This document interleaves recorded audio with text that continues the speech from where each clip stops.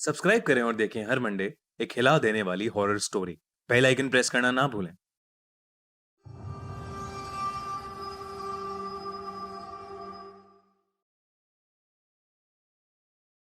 1970 के दशक में जापान तेजी से विकास कर रहा था।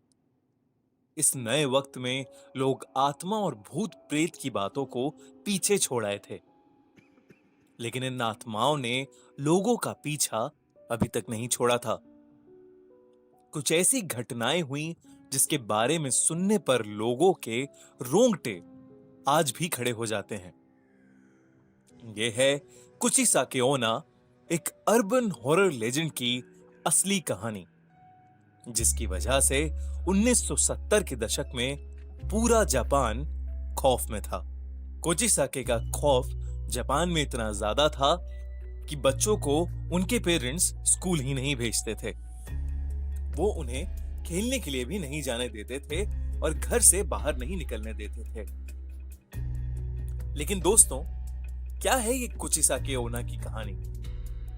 कहा जाता है कि एक औरत की आत्मा जापान की गलियों में भटकती रहती है।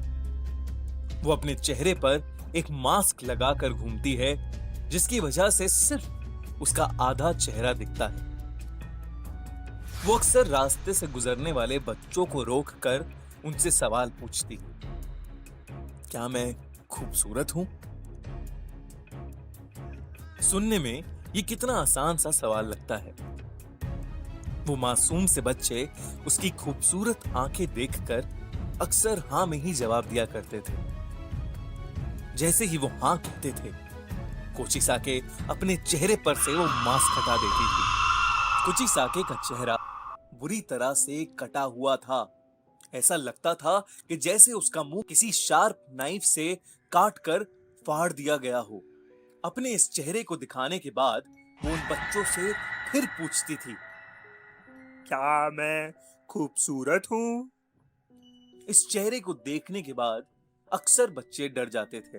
अब अगर वो हाँ में जवाब देते थे तो कोचिसाके अपनी बड़ी सी कैंची से उन बच्चों का मुंह भी अपने मुंह की तरह बीच में से काट देती थी।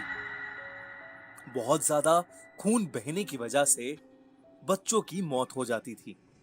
लेकिन अगर वो बच्चे ना में जवाब देते थे तो वो औरत बिना कुछ सोचे समझे उन्हें उसी कैंची से मार देती थी। लेकिन कहां से आई ये कोचिसाके? कौन थी ये? कहा जाता है कि कोचिसाके ओना पहले एक बहुत खूबसूरत औरत थी, जिसे अपनी खूबसूरती पर बहुत नाज था। उसका पति एक समुराय था जो कि उससे बहुत प्यार करता था। एक दिन उसका पति युद्ध लड़ने के लिए गया और वो काफी समय तक वापस नहीं आया। कुचिसाके उन दिनों अकेले रहा करती थी।